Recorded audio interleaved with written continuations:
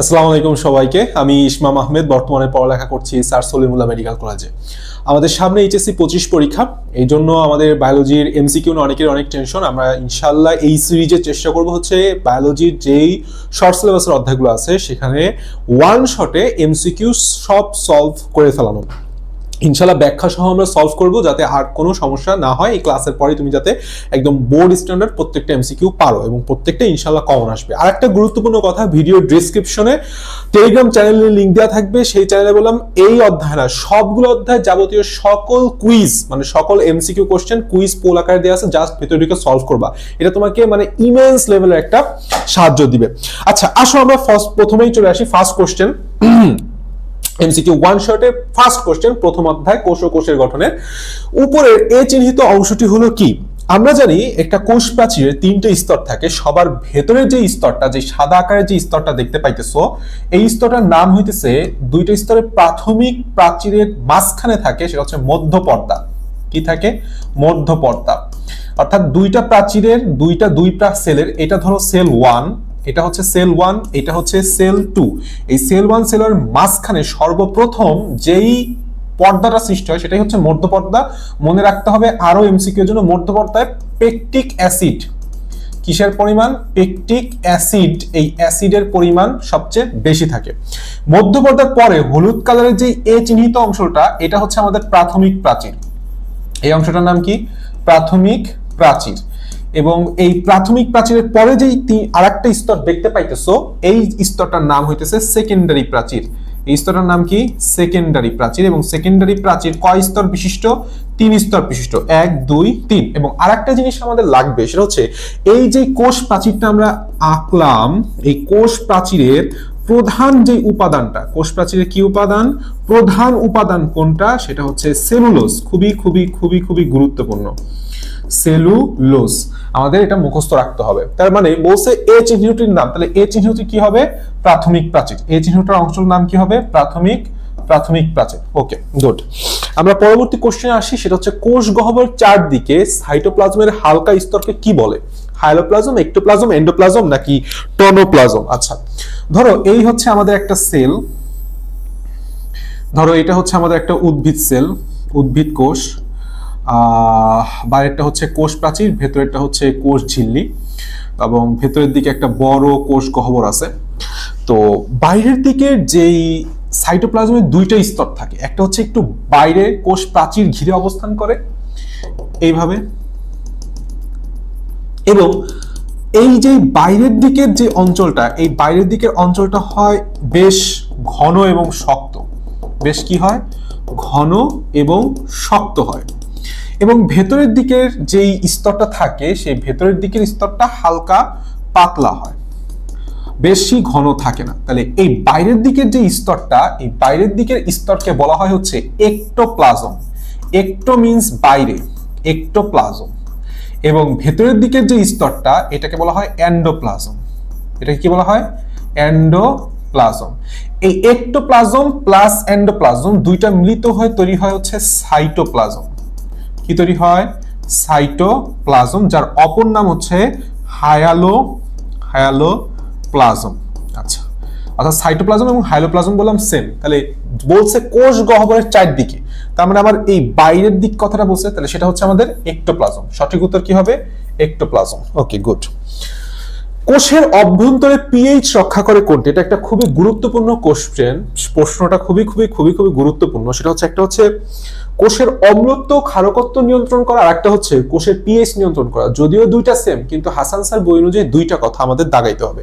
সেটা হচ্ছে কোষ গহ্বর যেটা, এই কোষ গহ্বর আমাদের পিএইচ নিয়ন্ত্রণ করে। কি করে? পিএইচ নিয়ন্ত্রণ করে, কারণ হাসান স্যারের বইতে একদম হুবহু এটাই লেখা আছে।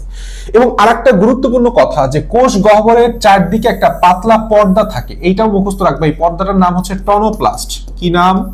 টনোপ্লাস্ট। আর সাইটোপ্লাজম কি করে জানো? কোষের অম্লত্ব ক্ষারকত্ব নিয়ন্ত্রণ করে। ভাইয়া, অম্লত্ব ক্ষারকত্ব আর পিএইচ এর মধ্যে কোনো ডিফারেন্স নাই, এটা তুমিও জানো, এটা আমিও জানি, কিন্তু বইয়ের মধ্যে এই কথা লেখা আছে। তার মানে এমসিকিউ তে এইভাবে আসলে এইভাবে অ্যান্সার করতে হবে। অম্লত্ব ও কি বলছি? ক্ষারত্ব। অম্লত্ব ক্ষারত্ব নিয়ন্ত্রণ করে।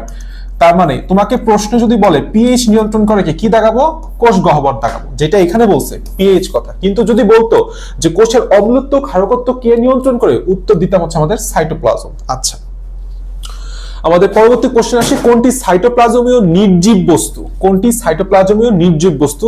আমরা জানি সাইটোপ্লাজমীয় অঙ্গাণু বা সজীব বস্তুর মধ্যে রাইবোজোম আছে, আমাদের প্লাস্টিড আছে, লাইসোজোম আছে। তাহলে বলছে হচ্ছে নির্জীব বস্তু, এর মধ্যে জীবন নাই, একমাত্র কার? এনজাইমের জীবন নাই। আচ্ছা, আমরা একটা গুরুত্বপূর্ণ একটু ছকটা খেয়াল করি, সেটা হচ্ছে একটা কোষ বললাম আসলে একটা জড় বস্তু আর একটা হচ্ছে সজীব বস্তু নিয়ে গঠিত হয়েছে, এই কথাটা মাথায় রেখো। এই জড় বস্তুর মধ্যে প্রথমে পড়ে হচ্ছে আমাদের কোষ প্রাচীর, কি পড়া হয়? কোষ প্রাচীর। এবং দ্বিতীয়ত বস্তুটা পরে হচ্ছে বিভিন্ন ধরনের নির্জীব বস্তুগুলা, বিভিন্ন ধরনের নির্জীব বস্তু। তো নির্জীব বস্তুর মধ্যে আবার তিনটা কথা আছে। একটা হচ্ছে যেই পদার্থগুলা কোষ সঞ্চয় করে, অর্থাৎ সঞ্চয়ী পদার্থ। কি পদার্থ? সঞ্চয় পদার্থ তিনটা আছে, একটা হচ্ছে কার্বোহাইড্রেট, আর একটা হচ্ছে প্রোটিন, আর একটা হচ্ছে লিপিড।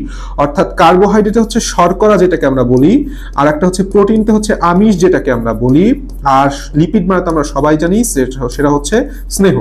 আর একটা খুবই খুবই ইম্পর্টেন্ট কোশ্চেন, এখান থেকে প্রচুর পরিমাণে এমসিকিউ হয়, সেটা হচ্ছে কোনটা নিঃসৃত পদার্থ?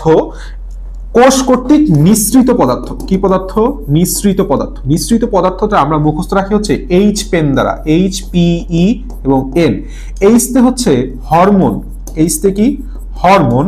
পিতে হচ্ছে পিগমেন্ট, অর্থাৎ যত ধরনের রঞ্জক কণিকা আছে, chlorophyll A, chlorophyll B, carotene, xanthophyll, A to Z। আর ইতে হচ্ছে এনজাইম, ইতে হচ্ছে এনজাইম, যেটা এখানে উত্তর দিছে এনজাইমস, নির্জীব বস্তু, জড় পদার্থ। আর নেতে হচ্ছে নেকটার, নেতে কি? নেকটার।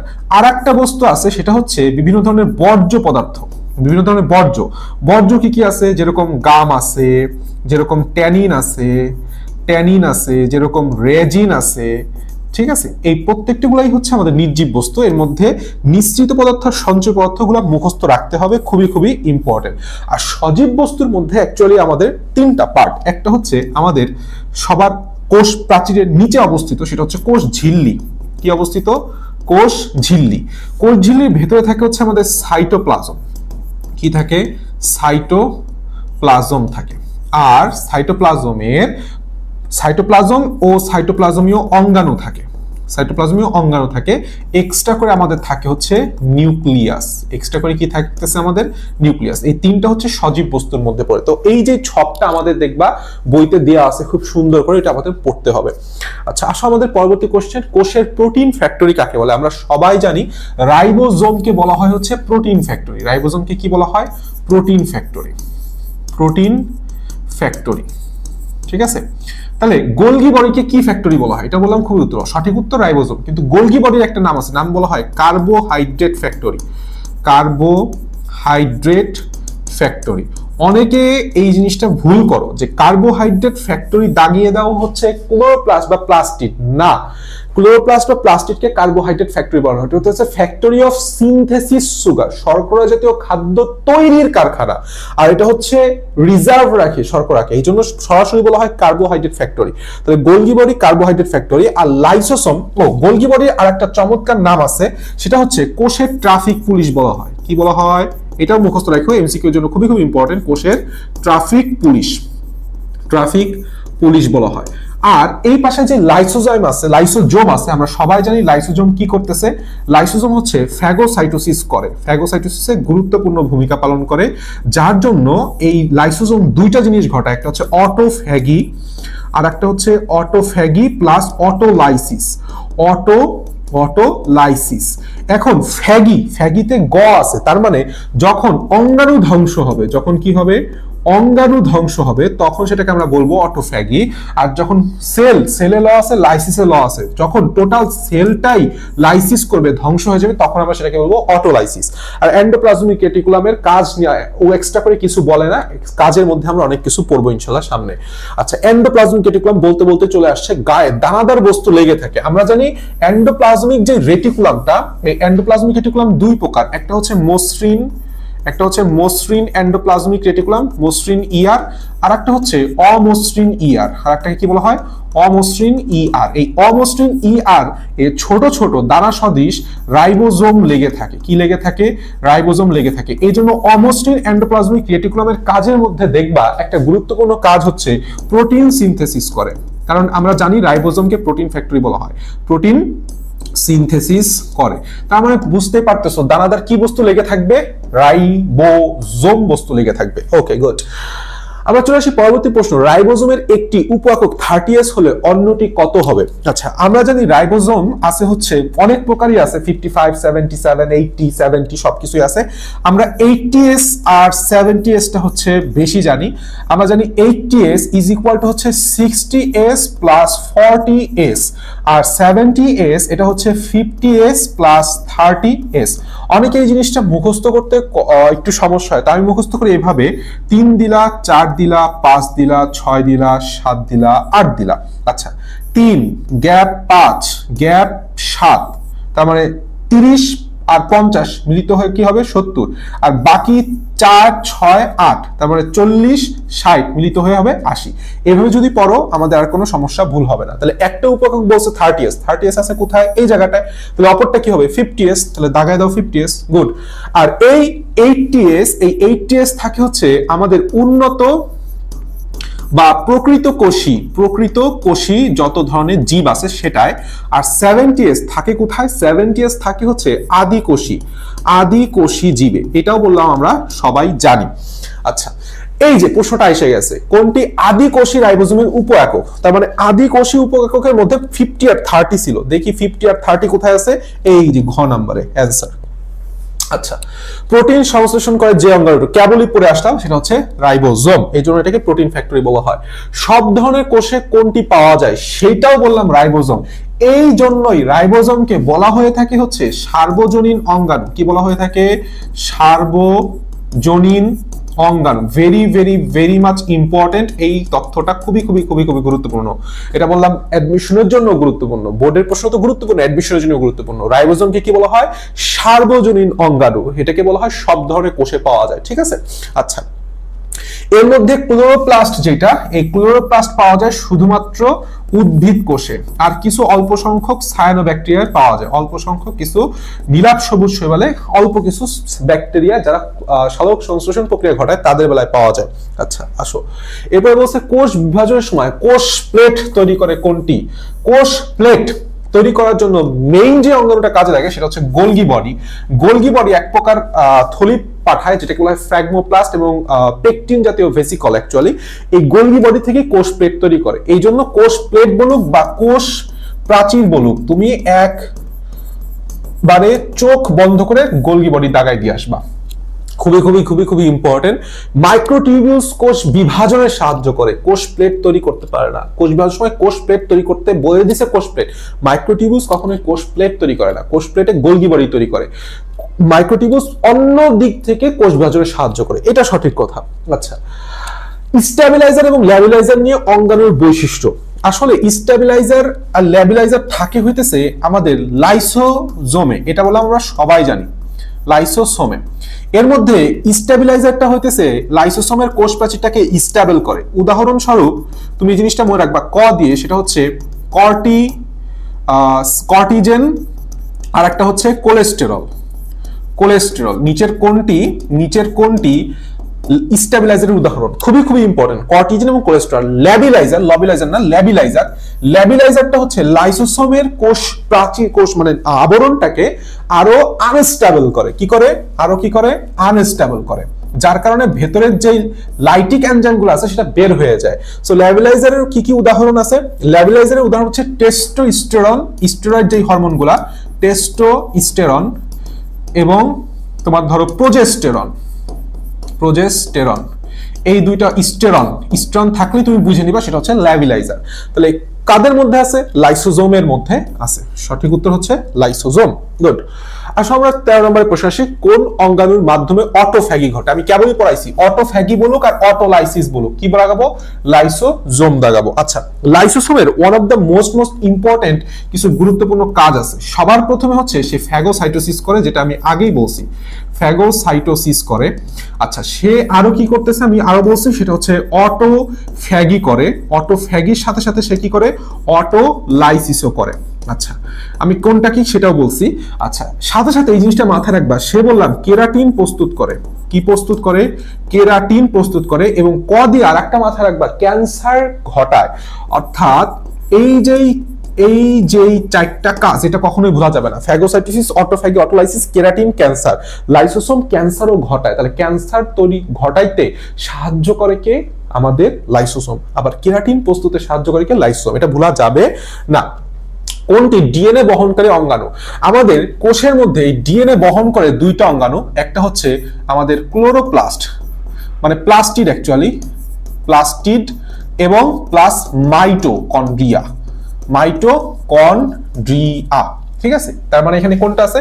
মাইটোকন্ড্রিয়া আছে। এই জন্যই ভাবা হয় যে এরা হচ্ছে কোষের মধ্যে আর একটা কোষ, ঠিক আছে? মাইটোকন্ড্রিয়া এবং কোষকে বলা হয় কোষের মধ্যে আবার আর একটা কোষ থাকে। আচ্ছা, বলছে এনার্জি কারেন্সি। এনার্জি কারেন্সি কাকে বলা হয়? এনার্জি কারেন্সি হচ্ছে এটিপি। তাহলে এটিপি শব্দটি কোন অঙ্গাণুর সাথে সম্পর্কিত? আমরা জানি এটিপি কোথায় তৈরি হয়? শ্বসন প্রক্রিয়ায় তৈরি হয়, তাই না? শ্বসন প্রক্রিয়া। শ্বসন মানেই হচ্ছে মাইটোকন্ড্রিয়া। শ্বসন মানেই কি? মাইটোকন্ড্রিয়া। তাহলে উত্তর কি হবে? মাইটোকন্ড্রিয়া। বাস, চলে আসো, কোষের শক্তি উৎপাদনকারী অঙ্গাণু কোনটি? ও আরেকটা গুরুত্বপূর্ণ কথা, এই ক্লাসের টোটাল স্লাইডটাও ডেসক্রিপশন বক্সে লিংক দেওয়া থাকবে, ডাউনলোড করে নিও। আচ্ছা, কোষের শক্তি উৎপাদনকারী অঙ্গাণু কোনটি? বলছে শক্তি উৎপাদনকারী। এই কথাটা খেয়াল করো, একটা জিনিস সুন্দর করে নোট করে দাও, নোট করে রাখো। সেটা হচ্ছে যদি বলা হয় শক্তি উৎপাদনকারী, তখন 100% তুমি বুঝতে পারতেছো তার উদাহরণ হবে, তার উত্তর হবে হচ্ছে মাইটোকন্ড্রিয়া। কিন্তু যদি বলা হয় এইভাবে যে শক্তি রূপান্তরের অঙ্গাণু কোনটি, কি বলছি? এটা বললাম প্রচুর পরিমাণে ইম্পর্টেন্ট, শক্তি রূপান্তরের অঙ্গাণু। তখন আমার উত্তরটা হবে হচ্ছে প্লাস্টিড বা ক্লোরোপ্লাস্ট। প্লাস্টিড বা ক্লোরোপ্লাস্ট, এই কথাটা মাথায় রাখো। এই দুইটা কথা খুবই খুবই খুবই খুবই ইম্পর্টেন্ট, খুবই খুবই খুবই খুবই ইম্পর্টেন্ট। যেহেতু এখানে বলছে উৎপাদনকারী, তাহলে উৎপাদনকারী হবে হচ্ছে মাইটোকন্ড্রিয়া। আচ্ছা, বলছে ক্রেবস চক্রে কোষের কোন অঙ্গাণুর সাথে সম্পর্কিত? আমরা সবাই জানি ক্রেবস চক্রটা কি? শ্বসন। আর শ্বসন মানেই কেবল পড়াইলাম মাইটোকন্ড্রিয়া। ওকে, গুড। এরপর আসো অক্সিডেটিভ ফসফোরাইলেশন। অ্যাকচুয়ালি খেয়াল করো, অক্সিডেটিভ কথাটা যেখানে থাকবে সেখানে মাইটোকন্ড্রিয়া আসবে। অক্সিডেটিভ ফসফোরাইলেশন প্রক্রিয়া কি তৈরি হয়? এটিপি তৈরি হয়। আর এটিপি তৈরি মানেই শ্বসন, মানেই হচ্ছে মাইটোকন্ড্রিয়া। গুড। আসো পরের কোশ্চেন, নিচের কোনটি কোয়ান্টোসোম পাওয়া যায়? অ্যাকচুয়ালি আমাদের একটা অঙ্গাণু আছে, যে অঙ্গাণুটাকে আমরা বলি হচ্ছে প্লাস্টিড, এবং এই প্লাস্টিডের মধ্যে ছোট ছোট ছোট ছোট থলি আছে, তাই না? ছোট ছোট থলি আছে, এবং এইভাবেও কিছু কিছু চিকন চিকন নালীর মাধ্যমে পার্শ্ববর্তী থলির সাথে সংযুক্ত হয়। এই যে থলিটা তুমি দেখতে পাইতেছো, এই থলিটা বললাম দ্বিস্তর বিশিষ্ট, এবং এই দ্বিস্তরের জায়গায় জায়গায় জায়গায় জায়গায় ক্ষুদ্র ক্ষুদ্র অসংখ্য গোলাকার বস্তু একত্রে অবস্থান করতে দেখা যায়, একত্রে অবস্থান করতে দেখা যায়। এই যেই ছোট ছোট যেই সবুজ কালারের যে অঞ্চলটা তুমি দেখতে পাইতেছো, এইটার নাম হচ্ছে ফটোসিনথেটিক ইউনিট। ফটোসিনথেটিক ইউনিট, বা এর অপর নাম হচ্ছে ফটোসিস্টেম। ফটোসিস্টেম, বা এর অপর নামই হচ্ছে কোয়ান্টোসোম। কি নাম? কোয়ান্টোসোম। যেখানে অ্যাকচুয়ালি কি থাকে, এই জায়গাটা আসলে কিভাবে গঠিত? এখানে প্রায় 300 থেকে 400টি chlorophyll A, chlorophyll B, carotene, xanthophyll ইত্যাদি পিগমেন্ট একত্রে গুচ্ছাকারে অবস্থান করে। এরকম ছোট ছোট গুচ্ছকেই বলা হয় কোয়ান্টোসোম বা ফটোসিস্টেম বা ফটোসিনথেটিক ইউনিট। তাহলে বুঝতে পারতেছো এই চিত্রটা কাকে আটকাইছি? এই চিত্রটা কিসের চিত্র? ক্লোরোপ্লাস্টের চিত্র। কিসের চিত্র? ক্লোরোপ্লাস্টের চিত্র। তার মানে উদাহরণ উত্তর কি হবে? ক্লোরোপ্লাস্ট। ওকে, গুড। থাইলাকয়েড কোষের কোন অঙ্গাণুতে দেখা যায়? এই যে চিত্রটা আঁকতেছি, এর মধ্যে যে ছোট ছোট থলিটা দেখতেছো, এই একটা থলি আছে না? এরকম অনুরূপভাবে প্রত্যেকটা থলি আছে। এই প্রত্যেকটা থলির সাথে মনে থাকবে সেটা হচ্ছে থাইলাকয়েড। কি মনে রাখবে? থলি মিন্স থাইলাকয়েড। এই থাইলাকয়েড মিলিত হয়ে একটা স্তূপ তৈরি করছে, এটাকে বলা হয় হচ্ছে গ্রানাম। এটাকে কি বলা হয়? গ্রানাম। আর এই যে স্তূপের পাশে আশেপাশে যে ছোট ছোট ছোট ছোট ছোট ছোট দানাদার বস্তু থাকে, এইটাকে বলা হয় হচ্ছে স্ট্রোমা। কি বলা হয়? স্ট্রোমা। খবরদার এটাকে ম্যাট্রিক্স বলো না, ম্যাট্রিক্স থাকে হচ্ছে মাইটোকন্ড্রিয়ায় আর স্ট্রোমাতে থাকবে হচ্ছে প্লাস্টিড বা ক্লোরোপ্লাস্টে। আচ্ছা, এই জিনিসটা আমাদের খুবই ইম্পর্টেন্ট। আর এইখানে দেখো একটা সূক্ষ্ম নালীর মাধ্যমে এই যে ছোট একটা নালীর মাধ্যমে পাশাপাশি অবস্থিত দুইটা গ্রানামের দুইটা থাইলাকয়েড সংযুক্ত হয়েছে। এই নালীটার নাম হচ্ছে স্ট্রোমা ল্যামেলি। এটার নাম কি? Stroma lamellae. তাহলে এই যে স্ট্রোমা ল্যামেলি, ফটোসিনথেটিক ইউনিট বা ফটোসিস্টেম বলো, থাইলাকয়েড বলো বা তুমি গ্রানাম বলো, সবই আসলে কিসে অবস্থান করতেছে? থাইলাকয়েড কিসে অবস্থান করতেছে? ক্লোরোপ্লাস্টে অবস্থান করতেছে। তাহলে বলছে থাইলাকয়েড কোষের কোন অঙ্গাণুতে পাওয়া যায়? তাহলে 100% চোখ বুঝে দাগায় দাও, ক্লোরোপ্লাস্টে পাওয়া যায়। আচ্ছা আসো, শক্তি রূপান্তরের সাথে এই যে আমি একটু আগেই পড়াই দিছি যে শক্তি রূপান্তর যখন বলবে তখন আমরা ক্লোরোপ্লাস্ট দাগাবো। কারণটা কি? কারণ ধরো এখানে একটা ক্লোরোপ্লাস্ট আছে, এটা একটা ক্লোরোপ্লাস্ট, এটা একটা ক্লোরোপ্লাস্ট। অ্যাকচুয়ালি ক্লোরোপ্লাস্টে কি আসে? সূর্য শক্তিটা আসে, তাই না? সূর্যের কি শক্তি? আলোক শক্তি আসে। এই আলোক শক্তি পরবর্তীতে কিসে পরিণত হয়? গ্লুকোজে পরিণত হয়, তথা রাসায়নিক শক্তিতে রূপান্তরিত হয়। এই যে রাসায়নিক শক্তি অর্থাৎ আলোক শক্তি থেকে তুমি রাসায়নিক শক্তি পাইলা, এটা এখানে কি হয়েছে? একটা ট্রান্সফরমেশন হয়েছে বা রূপান্তর হয়েছে। দ্যাটস ওয়াই বলা হয় যে শক্তি রূপান্তরের সাথে জড়িত বা অঙ্গাণু হচ্ছে আমাদের ক্লোরোপ্লাস্ট। ওকে, কোষের মস্তিষ্ক বলা হয় হচ্ছে নিউক্লিয়াসকে। কাকে? নিউক্লিয়াসকে। এখানে ক হবে না, নিউক্লিয়াসকে আমরা সবাই জানি। সর্বপ্রথম ক্রোমোজোম কে আবিষ্কার করেন? খেয়াল করো, যদি বলা হয় সর্বপ্রথম আবিষ্কার উত্তর বলবা হচ্ছে স্ট্রাসবার্জার। এই কথাটা খুবই গুরুত্বপূর্ণ, এই জিনিসটা মাথায় রাখতে হবে। যদি আসতো ক্রোমোজোমকে ক্রোমাটিন কে নামকরণ করছে, খেয়াল করো, ক্রোমাটিন, যদি প্রশ্নটা হয়তো ক্রোমাটিন তখন উত্তর হয়তো ফ্লেমিং। এই জিনিসটা আমাদের মাথায় রাখতে হবে। আর যদি বলা হয়তো ক্রোমোজোম নামকরণ কে করছেন? তিনটা বিজ্ঞানীর নামকরণ করছেন হচ্ছে ওয়ালডেয়ার। তার মানে যদি বলা হয় আবিষ্কার তাহলে দেখাবো স্ট্রাসবার্জার। আর যদি বলা হয় নামকরণ তখন দেখাবো ওয়ালডেয়ার। আর ক্রোমাটিন নামকরণ করছে হচ্ছে ফ্লেমিং। দেখো টিন মিং নামের সাথে মিল আছে, ঠিক আছে? Theophilus painter. আরেকটা গুরুত্বপূর্ণ কথা আমি একটু লিখে রাখি, সেটা হচ্ছে মানুষের ক্রোমোজোম সংখ্যা যে 46, এইটা কে আবিষ্কার করছেন? মনে রাখবা পেইন্ট করছে। কি করছে? পেইন্ট করছে, অর্থাৎ থিওফিলাস পেইন্টার। এই যে চারজন বিজ্ঞানীর নাম আমাদের খুবই ইম্পর্টেন্ট, ক্রোমোজোমের মধ্যে থেকে মুখস্থ রাখতে হবে। আচ্ছা আসো, কোনটি মাস্টার মলিকিউল বলা হয়? ডিএনএ কে মাস্টার মলিকিউল বলা হয়। মাস্টার কথাটা আছে না, মাস্টার যেখানে ডিএনএ সেখানে। এখানে কিছু গুরুত্বপূর্ণ কথা আছে, আসো আমি তোমাকে একটু গুরুত্বপূর্ণ বলে দিই। সেটা হচ্ছে সর্বপ্রথম যদি তোমাকে বলা হয় মাস্টার মলিকিউল তোমাকে দাগাইতে হবে হচ্ছে ডিএনএ। যদি বলা হয় সেটা হচ্ছে ব্লুপ্রিন্ট তোমাকে দাগাইতে হবে হচ্ছে জিনোম, নট জিন। খেয়াল করো, এটা বললাম প্রচুর পরিমাণে আসছে। যদি বলা হয় বংশগতির জৈব রাসায়নিক ভিত্তি, বা যেটাকে বলা হয় বায়োকেমিক্যাল, ইংলিশে কি বলা হয়? বায়োকেমিক্যাল ভিত্তি, জৈব রাসায়নিক বা বায়োকেমিক্যাল ভিত্তি, তোমাকে দাগাইতে হবে হচ্ছে জেনেটিক কোড। কি দাগাইতে হবে? জেনেটিক কোড দাগাইতে হবে। আচ্ছা, এরপরে আরেকটা গুরুত্বপূর্ণ কথা, সেটা হচ্ছে প্রোটিনকে আমরা কি বলি? প্রোটিনকে আমরা বলি হচ্ছে জীবনের ভাষা। কি বলা হয়? জীবনের ভাষা। আরেকটা গুরুত্বপূর্ণ কথা, সেটা হচ্ছে আমাদের পানিকে বলা হয় হচ্ছে ফ্লুইড অফ লাইফ। এই যে অপর নামগুলো আমাদের খুবই গুরুত্বপূর্ণ, কাজে লাগবে, আমাদের মুখস্থ করে ফেলাইতে হবে। 25 নম্বর প্রশ্নে আমরা চলে আসি। ডিএনএ এর মনোমারকে কি বলা হয়? অবশ্যই নিউক্লিওটাইড। যেহেতু সেটা সুগারটা ডিঅক্সিরাইবো সুগার, তখন আমরা সেটাকে বলা হয় ডিঅক্সিরাইবো নিউক্লিওটাইড। কি বলা হয়? Deoxyribo nucleotide. এটা আশা করি আমরা জানি। আচ্ছা, আমরা একটু সুন্দরভাবে যদি বলি, সেটা হচ্ছে একটা ডিএনএ বা একটা আরএনএ, দুইটাই আসলে কি? একটা নিউক্লিক অ্যাসিড, তাই না? দুইটাই অ্যাকচুয়ালি একটা নিউক্লিক অ্যাসিড। এর মধ্যে ডিএনএটা হচ্ছে ডিঅক্সিরাইবোজ সুগার দিয়ে গঠিত, অর্থাৎ ডিঅক্সিরাইবো নিউক্লিওটাইড এর পলিমার, এর কি পলিমার। আর আরএনএ হইতেছে রাইবো নিউক্লিওটাইড এর পলিমার, এটা বলে আমরা সবাই জানি এর পলিমার।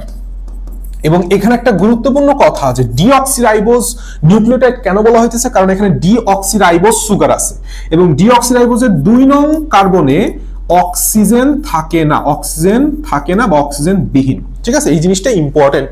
আচ্ছা আসো, এটিসি যদি ডিএনএ এর অনুক্রম হয় তাহলে এমআরএনএ এর অনুক্রম কত হবে? একটা ডিএনএ এর যেই সূত্রকের আমাদের যেই পার্টটা দিছে সেটা হচ্ছে এ দিছে, টি দিছে, সি দিছে অনুক্রম। তাহলে এখান থেকে আমাদের যে আরএনএ সূত্রক তৈরি হবে, সূত্রটা হচ্ছে এ এর সাথে আসবে কি ইউ, টি এর সাথে আসবে কি, টি এর সাথে যেহেতু থায়ামিন ছিল, থায়ামিনের পরিবর্তে আমরা জানি আরএনএ তে থায়ামিনের পরিবর্তে থাকে হচ্ছে ইউরাসিল। থায়ামিনের পরিবর্তে কি থাকে? থায়ামিনের পরিবর্তে থাকে হচ্ছে ইউরাসিল। আচ্ছা, তাহলে এর পরিবর্তে বসবে হচ্ছে ইউ, আর টি এর পরিবর্তে বললাম এই বসবে। তাহলে এখানে কি হবে? এ আসবে, সি এর পরিবর্তে বসবে হচ্ছে জি। তাহলে কি আসতেছে আমার সিকোয়েন্সটা? ইউএজি। কি আসতেছে? ইউএজি।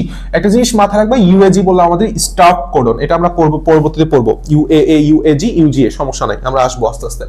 দ্বিসূত্রক নিউক্লিক অ্যাসিড মানে হচ্ছে ডিএনএ। দ্বিসূত্রক নিউক্লিক অ্যাসিড মানে হচ্ছে ডিএনএ। অ্যাসিডের নাইট্রোজেন গঠিত ক্ষারকের ক্রম কোনটি? এটিজিসি, কখনোই ভুলা যাবে না। উত্তর কোনটা আছে? এটিজিসি, ক নাম্বার উত্তর।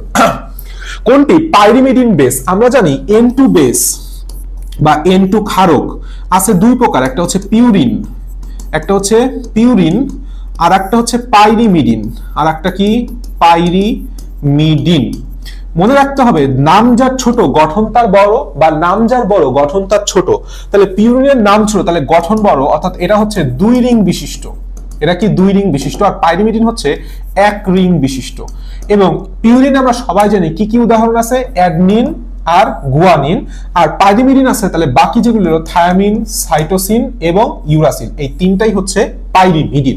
দেখো, পাইরিমিডিনের নামও বড়, তার সংখ্যাও বড়। আর এজি এটা হচ্ছে পিউরিন, 2 রিং, নামে ছোট, সংখ্যাও ছোট। অর্থাৎ অ্যাডনিন এবং গুয়ানিন হচ্ছে পিউরিন, আর চাইছে হচ্ছে পাইরিমিডিন। তাহলে পাইরিমিডিনের মধ্যে কি কি আছে? সাইটোসিন আছে, অ্যাডনিন, গুয়ানিন, অ্যাডনিন। তাহলে এইটাও বাদ, এইটাও বাদ, এইটাও বাদ। সঠিক উত্তর গ। বলছে নিচের কোনটি 3 প্রাইম প্রান্তে সিসিএ ধারা লেজ আছে? আমরা জানি আমাদের একটা আরএনএ আছে, দেখতে এরকম দেখা যায়, তাই না? এটা 2টা প্রান্ত, 3 প্রাইম প্রান্ত, এটা 5 প্রাইম প্রান্ত। এই যে 3 প্রাইম প্রান্তে সিসিএ বা এসিসি ধারার একটা বেস সজ্জিত থাকে, এবং ঠিক উল্টা দিকে 3টা নিউক্লিওটাইড মিলিত হয়ে একটা অ্যান্টিকোডন তৈরি করে। কি তৈরি করে? অ্যান্টিকোডন তৈরি করে। এই যে অ্যান্টিকোডনের কারণে বিভিন্ন টিআরএনএ তার একটা নির্দিষ্ট অ্যামাইনো অ্যাসিড, একটা নির্দিষ্ট কোডন, অ্যামাইনো অ্যাসিডকে নির্দিষ্ট কোডন অনুযায়ী বহন করে নিয়ে আসে। তাহলে এই যে টোটাল আয়নটা আঁকতে পাইতেছি, তুমি চিত্র দেখেই বুঝতে পারতেছো। তো আমি জাস্ট মনে রাখার জন্য বলি যে তুমি যদি এইভাবে একটা দাগ টানো, এই বরাবর একটা দাগ টানো, তাহলে এটা টি এর মতো দেখা যায়। তাহলে এই আরএনএটার নাম হচ্ছে টিআরএনএ। অ্যাকচুয়ালি ফুল মিনিং হচ্ছে ট্রান্সফার আরএনএ কি করতেছে? ট্রান্সফার করে অ্যামাইনো অ্যাসিডকে, 3 প্রাইম কে জায়গায় একটা করে অ্যামাইনো অ্যাসিড সে ধরে নিয়ে আসে। এর অ্যান্টিকোডনটা বসে যায় হচ্ছে কোডনের বিপরীতে, এমআরএনএ এর কোডনের বিপরীতে। তাহলে একটা খুবই ইম্পর্টেন্ট তথ্য, সেটা হচ্ছে এই এসিসি বা সিসিএ ধারার বেশ সজ্জিত থাকে কোন আরএনএতে? টিআরএনএতে। কোন প্রান্তে? 3 প্রাইম এন্ডে। এবং এই টিআরএনএ আরেকটা গুরুত্বপূর্ণ কথা হচ্ছে, এখানে একটা কি লুপ থাকে? অ্যান্টিকোডন লুপ, যেখানে একটা অ্যান্টিকোডন থাকে। অ্যান্টিকোডন কয় নিউক্লিওটাইড বিশিষ্ট? 3 নিউক্লিওটাইড বিশিষ্ট। এবং এই টিআরএনএ কাজটা কি? অ্যামাইনো অ্যাসিড বহন করা বা ট্রান্সফার করা। That's it. তাহলে আমার উত্তর কি হবে? টিআরএনএ উত্তর হবে। ঠিক আছে। আরএনএতে থাইমিনের পরিবর্তে কোনটি বিদ্যমান? আমরা জানি থাইমিনের পরিবর্তে আরএনএতে থাকে হচ্ছে ইউরাসিল। তো সেই জিনিসটাই লেখছে, কোনটা আছে কত উত্তর। ওকে, ডিএনএ প্রতিলিপনের সময় হাইড্রোজেন বন্ধনী ভেঙে দেয় কোনটা? এটা জেলিকেজ হবে, এটা হচ্ছে হেলিকেজ হবে। আমরা সবাই জানি হতে হেলিকেজ, হতে হচ্ছে হাইড্রোজেন বন্ধন ভাঙন। হাইড্রোজেন বন্ধন ভাঙো, তাহলে হাইড্রোজেন বন্ধন ভাঙবে কে? হেলিকেজ। প্রাইমেজ কি করবে? প্রাইমেজ হচ্ছে প্রাইমার তৈরি করে। কি তৈরি করে?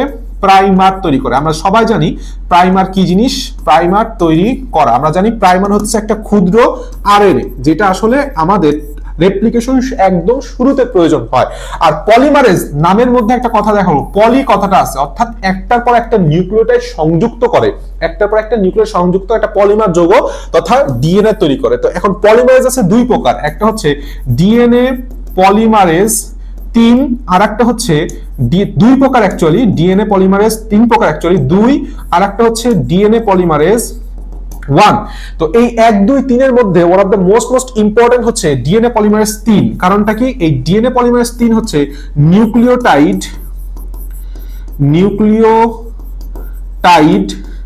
যুক্ত করে, প্লাস এই ডিএনএ পলিমারেজ 3 এর একটা গুরুত্বপূর্ণ কাজ হচ্ছে প্রুফ রিডিং করা। কি করা? প্রুফ রিডিং করা। এবং ডিএনএ পলিমারেজ যে 1, এইটার একটা গুরুত্বপূর্ণ কাজ আছে, সেটা হচ্ছে কাজটা হচ্ছে এই যে প্রাইমার, এই প্রাইমারটাকে কেটে ফেলা। কারণ প্রাইমার হচ্ছে একটা আরএনএ, প্রাইমার কেটে দেওয়া এবং সেই কাটা স্থানে নতুন করে ডিএনএ দ্বারা প্রতিস্থাপন করা। কারণ আরএনএ হচ্ছে একটা প্রাইমার হচ্ছে একটা আরএনএ, তো ডিএনএ মধ্যে তো আরএনএ থাকতে পারে না, দ্যাটস অল। আর লাইগেজ একটা গুরুত্বপূর্ণ কাজ হচ্ছে, এটা হচ্ছে লাগায়। লাইগেজ কি করে? লাইগেজ হচ্ছে লাগায়। কি লাগায়? জোড়া লাগায়। দুইটা নিউক্লিওটাইডের মাঝখানে যদি গ্যাপ থাকে, বিশেষ করে ওকাজাকি খণ্ডকগুলোর মাঝখানে যে প্রাইমার থাকে, প্রাইমারটা কেটে ফেলানোর পর যে মাঝখানে গ্যাপ তৈরি হয়, এই দুটার মাঝখানে সিমেন্ট হিসেবে কাজ করে জোড়া লাগায় কে? লাইগেজ। ভালো কথা। আরএনএ থেকে প্রোটিন তৈরির প্রক্রিয়া আমরা জানি, ডিএনএ থেকে ডিএনএ তৈরি হতে পারে, তাই না? ডিএনএ থেকে ডিএনএ তৈরি হতে পারে, ডিএনএ থেকে আরএনএও তৈরি হতে পারে। বিশেষ করে আমরা জানি এমআরএনএ তৈরি হয় এবং আরএনএ থেকে প্রোটিন তৈরি হয়, তাই না? আবার এই আরএনএ থেকেও আবার পুনরায় ডিএনএ তৈরি হতে পারে। এই ডিএনএ থেকে ডিএনএ যে তৈরি হওয়ার যে প্রসেসটা, এই প্রসেসটাকে বলা হয় হচ্ছে রেপ্লিকেশন। আমরা সবাই জানি রেপ্লিকেশন, রেপ্লিকা মানে হচ্ছে অনুরূপ। তাহলে ডিএনএ আরএনএ একদম হুবহু। ডিএনএ থেকে এমআরএনএ যে তৈরি প্রক্রিয়াটা, এটাকে বলা হয়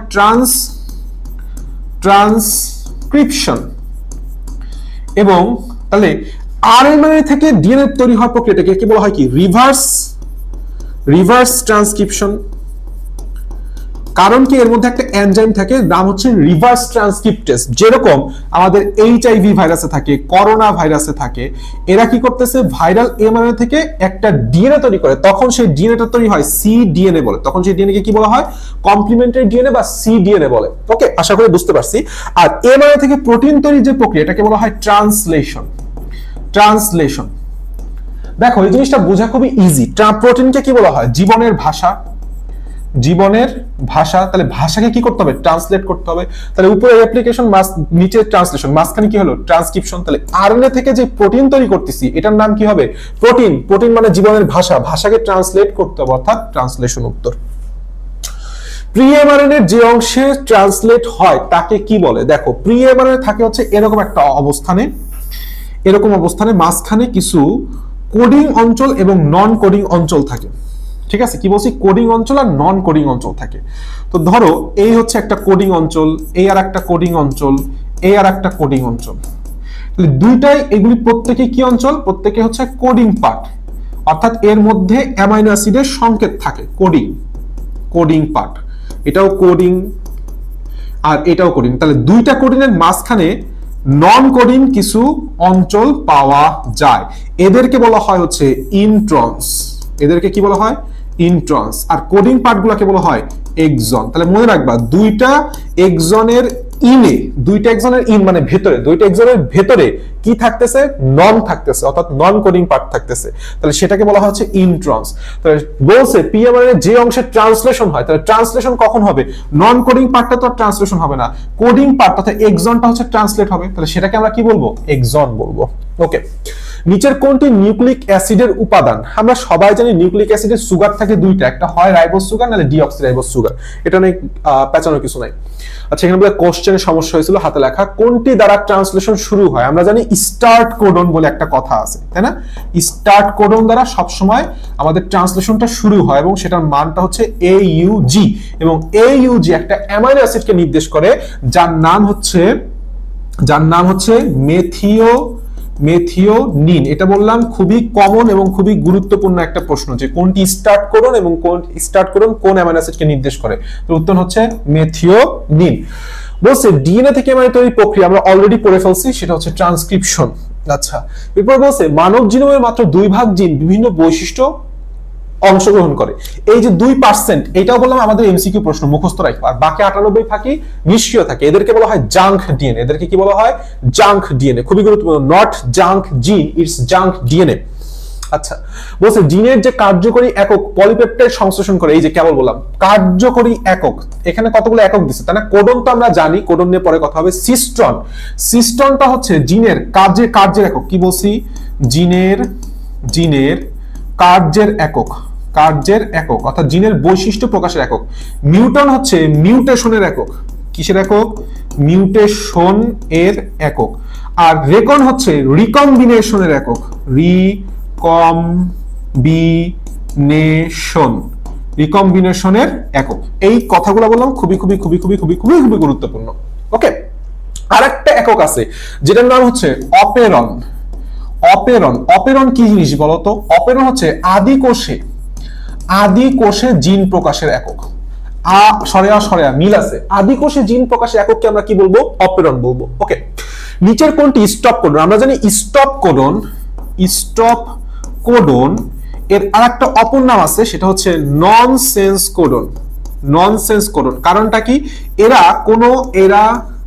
কোনো অ্যামাইনো অ্যাসিড সংকেত বহন করে না। কোন ধরনের অ্যামাইনো অ্যাসিড সংকেত বহন করে না, বরঞ্চ এরা ট্রান্সলেশনের স্টপ ঘটায়। কি ঘটায়? ট্রান্সলেশন বন্ধ করে। ট্রান্সলেশন কি করে? বন্ধ করে। এই জন্য নাম হয়ে গেছে স্টপ কোডন। 3টা কি কি? UAA, UAG, UGA, উগা। শেষ। তাহলে এখানে বলছে কি কোনটি স্টপ কোডন? একটা কি কি আছে? UAA, এই যে এটা দিয়ে দিছে, তাহলে উত্তর হচ্ছে এটা UAA। এরপর বলছে কোনটি অ্যামাইনো অ্যাসিড বাহী টিআরএনএ নাই। এই যেটাকে ননসেন্স কেন বলছে? কারণ এরা কোনো ধরনের অ্যামাইনো অ্যাসিড বহন করে না। কারণটা কি? কারণ হচ্ছে এদের কোনো কি নাই, এদের জন্য কোনো টিআরএনএ আল্লাহ তাআলা সৃষ্টিকর্তা রাখেন নাই, টিআরএনএ নাই। তাহলে আমাদের যে স্টপ কোডন আছে, স্টপ কোডন কোনটা? UAA, UAG, এই যে UAA, এটা হচ্ছে আমাদের স্টপ কোডন। তাহলে এই স্টপ কোডনের জন্যই বললাম আমাদের কোনো ধরনের অ্যামাইনো অ্যাসিড বাহী কোনো টিআরএনএ নাই। আচ্ছা, এরপর বলছে নিচের কোনটি সেরিন অ্যামাইনো অ্যাসিড বহন করে? দেখো আমাদের একটা কোচিং আছে, নাম হচ্ছে ইউসিসি, ইউনিভার্সিটি কোচিং সেন্টার। তাহলে এই ইউসিসি সবসময় মনে রাখবে, ইউসিসি দিয়ে যে সেরিন হলে ইউসিসি। সেরিন কোথায় যায়? যে বলছে সেরি কই যায়? সেরি ইউসিসি কোচিং এ যায়। তাহলে এই UCC amino acid, serine amino acid কি নির্দেশ করবে? হচ্ছে ইউসিসি। আচ্ছা, নিচের কোনটি স্টার্ট কোডন? আমরা জানি একটা স্টার্ট কোডন আছে AUG, তাই না, যেটা মেথিওনিন অ্যামাইনো অ্যাসিডকে নির্দেশ করে। কোন AUG কোডন AUG কোন অ্যামাইনো অ্যাসিডকে নির্দেশ করে? মেথিওনিন অ্যামাইনো অ্যাসিডকে নির্দেশ করে। এন্ডোপ্লাজমিক রেটিকুলামের কাজে যাওয়ার আগে আমি তোমাকে একটা জিনিস একটু বুঝায় যাই, সেটা হচ্ছে অ্যাকচুয়ালি তোমার কোড এবং কোডনে বলতে বলে একটা পার্থক্য আছে, যে কোডনটা আসলে কোথায় থাকে? mRNA তে থাকে। ঠিক আছে, mRNA যে তিনটা করে আমাদের যেই টিপপেটটা থাকে, সেই টিপপেটগুলো মিলিত হয়ে তৈরি করে হচ্ছে কোডন। আর এই কোডনের সংকেতটা আসে হচ্ছে আমাদের আরেকটা টিপপেট থেকে, যেটা ডিএনএ তে থাকে। তাহলে জেনেটিক কোড অ্যাকচুয়ালি হচ্ছে 64টি কোডনকে একত্রে বলা হয়, যেটা ডিএনএ তে থাকে।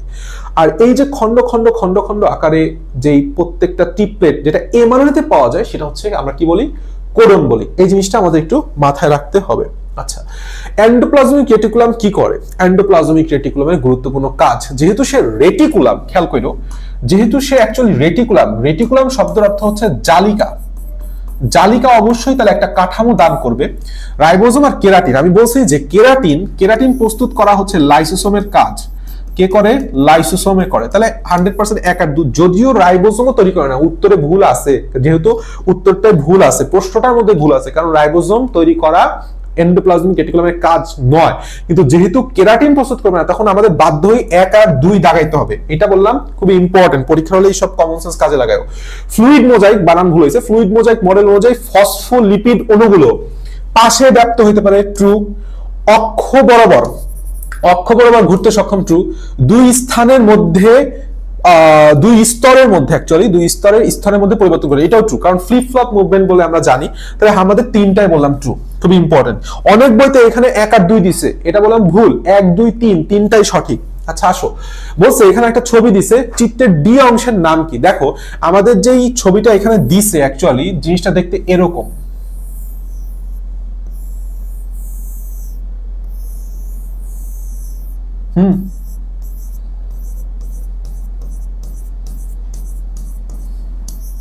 জিনিসটা দেখতে হচ্ছে এরকম।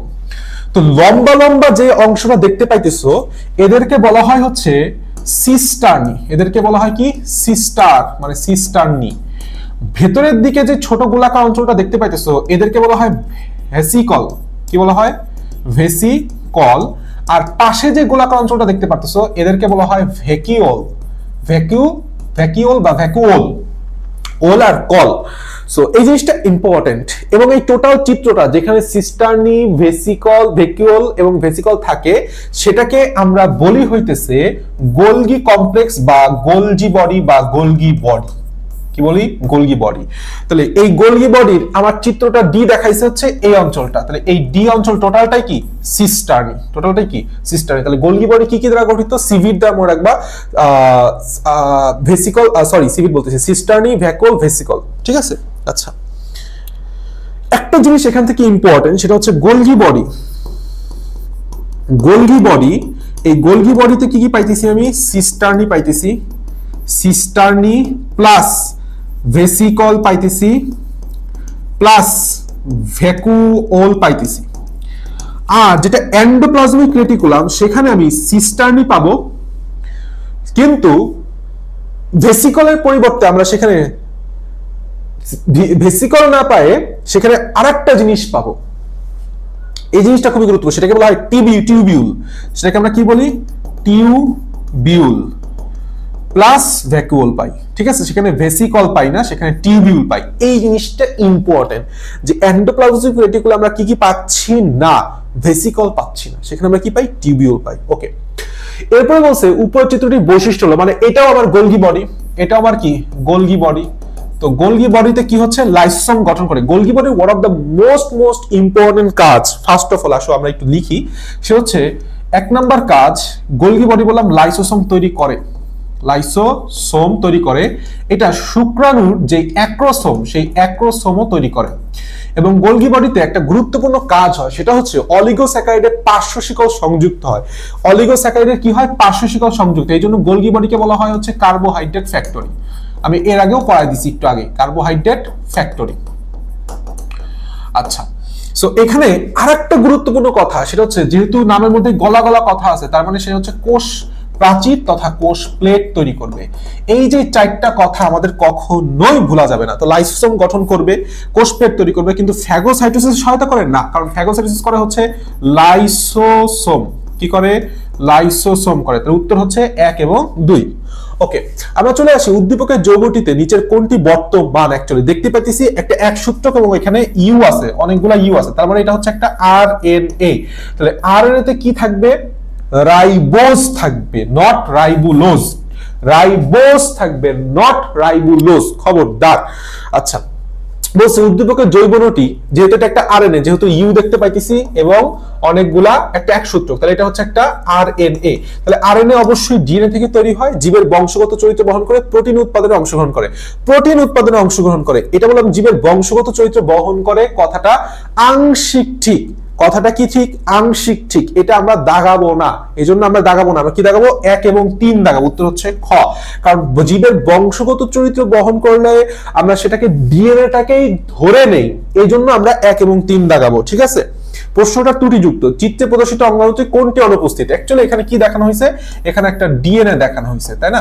অ্যাকচুয়ালি এখানে একটা ডিএনএ দেখানো হয়েছে, তাহলে ডিএনএ তে উপস্থিত কি? অনুপস্থিত বলছে। অনুপস্থিত হচ্ছে ইউরাসিল। আচ্ছা, চিত্রে প্রদর্শিত এক সূত্রক বিশিষ্ট হলে এদের মধ্যে, তাহলে এটা হচ্ছে আমার ডিএনএ, ডিএনএ এর এক সূত্রক হলে সেটা হয়ে যাবে আরএনএ। মৌলিক পার্থক্য ক্ষারকে, ট্রু, কারণ ডিএনএ তে আমার আরএনএ থাকে ইউরাসিল আর ডিএনএ থাকে হচ্ছে থায়ামিন। বৈশিষ্ট্য নিয়ন্ত্রণে সুগারে অবশ্যই ডিঅক্সিরাইবোজ আর এটা হচ্ছে রাইবোজ সুগার। বৈশিষ্ট্য নিয়ন্ত্রণে, আচ্ছা বৈশিষ্ট্য নিয়ন্ত্রণে একটা গুরুত্বপূর্ণ কথা, বৈশিষ্ট্য নিয়ন্ত্রণে এক সূত্রক বিশিষ্ট এদের মধ্যে পার্থক্য কি হবে? বৈশিষ্ট্য নিয়ন্ত্রণে কোনো পার্থক্য হবে না, কারণ ডিএনএ থেকে আরএনএ তৈরি হয় এবং সেই বৈশিষ্ট্যগুলোই বললাম আরএনএ তে চলে আসে, তারপরে প্রোটিনে যায়। সো সঠিক উত্তর হচ্ছে 1 এবং 3। আচ্ছা আসো নিচের কোড উদ্দীপকটি লক্ষ্য করো, ডিএনএ থেকে আরএনএ, আরএনএ থেকে প্রোটিন, তাহলে এর প্রসেসটার নাম কি? অ্যাকচুয়ালি উদ্দীপক লিখিত বি প্রক্রিয়াটার নাম, এ প্রক্রিয়াটার নাম হচ্ছে ট্রান্সক্রিপশন, ট্রান্সক্রিপশন। আর তাহলে অবশ্যই বি প্রোটিনটার নাম কি হবে? ট্রান্সলেশন। আচ্ছা বলছে উদ্দীপকের এই প্রক্রিয়াটি সম্পন্ন করতে প্রয়োজন, তাহলে ডিএনএ থেকে আরএনএ এই প্রক্রিয়াটি তাহলে হচ্ছে আমাদের কেবলই বললাম ট্রান্সক্রিপশন। ভালো কথা। তো ট্রান্সক্রিপশনে আমাদের কি কি লাগবে খেয়াল করি। প্রথমে তৈরি করতেছি কি, ট্রান্সক্রিপশন প্রক্রিয়া তৈরি হচ্ছে কি আরএনএ, তাহলে 100% আরএনএ পলিমারেজ লাগবে। আরএনএ তৈরি করতে হলে আরএনএ পলিমারেজ লাগবে, নাহলে আরএনএ এর যে রাইবোনিউক্লিওটাইড গুলো সেটা পলিমার কিভাবে তৈরি করবে? সহজ প্রশ্ন।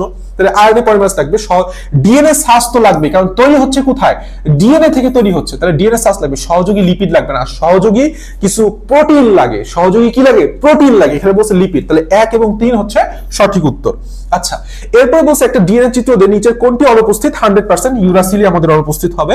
আচ্ছা উদ্দীপক অণুটির অনুলিপনের জন্য ব্যবহৃত এনজাইম কোনটি? অনুলিপন। তাহলে অনুলিপনের জন্য কি কি এনজাইম লাগবে? হেলিকেজ লাগবে, লাইগেজ লাগবে, পলিমারেজ লাগবে। আমরা সবাই জানি, এটা একটু আগে আমরা পড়ে আসছি। হেলিকেজ হাইড্রোজেন বন্ধন ভাঙবে, লাইগেজ দুইটা নিউক্লিয়েটকে লাগাবে, আর পলিমারেজ হচ্ছে দুইটা নিউক্লিয়েটকে পরস্পরের সাথে সংযুক্ত করবে, আর ফাঁকা স্থানগুলো জোড়া লাগাবে হচ্ছে লাইগেজ। ওকে, এরপরে বলছে একটা চিত্র দিয়ে উদ্দীপকের হাইড্রোজেন বন্ধনের সংখ্যা কত? আচ্ছা তাহলে এ টি এর সংখ্যা, এ ডাবল বন্ডে টি এর সংখ্যা কত আছে দেখি। এ একটা, দুইটা, তিনটা, চারটা, তাহলে এ আছে হচ্ছে টোটাল 4টি। তাহলে প্রত্যেক এটিতে হচ্ছে 2টা করে হাইড্রোজেন বন্ধন থাকে, তাহলে 2টি টোটাল আছে হইতেছে তাহলে 8টি হাইড্রোজেন বন্ধন। বাংলায় লিখে দিই 8। আর জি ট্রিপল বন্ডে সি, এটা কয়টা আছে? একটা, দুইটা আর তিনটা, তাহলে 3টি, প্রত্যেকটা হচ্ছে 3টা করে হাইড্রোজেন বন্ধন, সমান সমান কত দাঁড়ায়? 3 × 9টি, তাহলে 8 আর 9 কত হয়? টোটাল আসে হচ্ছে 17টি হাইড্রোজেন বন্ধন। উত্তর হচ্ছে 17। এইভাবে আমাদের সিকোয়েন্সটা সাজায় করতে হবে। উদ্দীপকের অন্যান্য বন্ধন কি? আচ্ছা এখানে যেহেতু একটা ডিএনএ দিছে, তো একটা ডিএনএ এর মধ্যে কি কি বন্ধন থাকে? সবার প্রথমে ফসফোডাইএস্টার বন্ধনে, কারণ এই ধরো একটা নিউক্লিওটাইড, আবার এইটা একটা নিউক্লিওটাইড, আবার এইটা একটা নিউক্লিওটাইড, ধরো নিউক্লিওটাইড। তো এই যে মাঝখানের যে বন্ধনটা তুমি দেখতেছো, এইটার নামই হচ্ছে ফসফোডাইএস্টার। এটা একটা কি বন্ধনী? অ্যাস্টার বন্ধনী। তাহলে কিন্তু গ্লাইকোসাইডিক বন্ধনী থাকবে না। গ্লাইকোসাইডিক হচ্ছে সুগারের মধ্যে বন্ধন, এখানে কোনো সুগারের মধ্যে বন্ধন পাওয়া যায় না। সঠিক উত্তর হচ্ছে 2, 3। কি কি আছে? 2, 3 আছে। আচ্ছা উদ্দীপকের এটা অপশন তুলতে সমস্যা হয়েছে, ডাজন্ট ম্যাটার। আচ্ছা আসো এ প্রক্রিয়াটি ও বি প্রক্রিয়াটি সংঘটিত যথাক্রমে কোথায়? এ প্রক্রিয়াটা তৈরি হচ্ছে ডিএনএ থেকে, কি তৈরি হয়েছে? ডিএনএ থেকে তৈরি হয়েছে হচ্ছে এমআরএনএ বা যে কোনো টাইপের আরএনএ। তাহলে এইটা হচ্ছে আমাদের ট্রান্সক্রিপশন। এটা কি? ট্রান্সক্রিপশন। আচ্ছা ডিএনএ তো এক জায়গায় নির্দিষ্ট থাকে, কোথায়? তাহলে এই টোটাল ট্রান্সক্রিপশন প্রক্রিয়াটা কোথায় সংঘটিত হবে? যেখানে ডিএনএ থাকে। ডিএনএ থাকে কোথায়? নিউক্লিয়াসে। ডিএনএ থাকে কোথায়? নিউক্লিয়াসে। এবং এই এমআরএনএ বললাম চলাচল করতে পারে, সে নিউক্লিয়ার পথ দিয়ে বের হয়ে আসে, সে কি তৈরি করবে? রাইবোজোমের সাথে সংযুক্ত হবে। আর রাইবোজোম কোথায় থাকে? রাইবোজোম থাকে হচ্ছে সাইটোপ্লাজমে। রাইবোজোম কোথায় থাকে? সাইটোপ্লাজমে। তাহলে আমাদের কোথায় কোথায় সংগঠিত হচ্ছে? আগে নিউক্লিয়াস, পরে সাইটোপ্লাজম, বা পরে হচ্ছে আমাদের রাইবোজোম। That's it. ওকে আচ্ছা এরপর আসো, এখানে দুইটা চিত্র দিছে, দুইটাই অ্যাকচুয়ালি হচ্ছে তোমার ডিএনএ, কারণ দ্বিসূত্রক এবং কখনো ইউরাসিল নাই। উদ্দীপকের পি থেকে কিউ তৈরি হয় কোন প্রক্রিয়ায়? 100%। তাহলে কি হবে? রেপ্লিকেশন প্রক্রিয়ায়। আচ্ছা লাস্ট কোশ্চেন 60 নম্বর। উক্ত প্রক্রিয়ার ক্ষেত্রে অর্থাৎ রেপ্লিকেশন প্রক্রিয়ার ক্ষেত্রে নতুন সূত্রক সর্বদাই বললাম 5' to 3' হবে, এখানে কোনো ভুল নাই। লিডিং সূত্র অনেকগুলো প্রাইমার লাগে, ল্যাগিং সূত্র অনেকগুলো প্রাইমার লাগে। এখানে ভুল হইতেছে এইটা, অর্থাৎ 3 নাম্বার সঠিক। ল্যাগিং সূত্র মানেই তো ল্যাগ খাওয়া, তাহলে ল্যাগ খাওয়া মানে কি অনেকগুলা সেখানে প্রাইমার থাকবে, খন্ড খন্ড খন্ড খন্ড আকারে সে তৈরি হতে থাকবে, এই জন্যই নামটা হয়েছে ল্যাগিং সূত্র। লিডিং সূত্র তো একবার একটা প্রাইমার দিয়েই সে সবকিছু তৈরি হতে পারছে, এখানে কোনো একাধিক প্রাইমার লাগে না, অনেকগুলা প্রাইমার লাগে না। সো সঠিক উত্তর হচ্ছে 1 এবং 3 ক উত্তর। দ্যাটস অল অ্যাবাউট আওয়ার কোষ ও কোষের গঠনের এমসিকিউ। ইনশাআল্লাহ আমরা নেক্সট আরো অধ্যায় দেওয়ার চেষ্টা করব। Best of luck.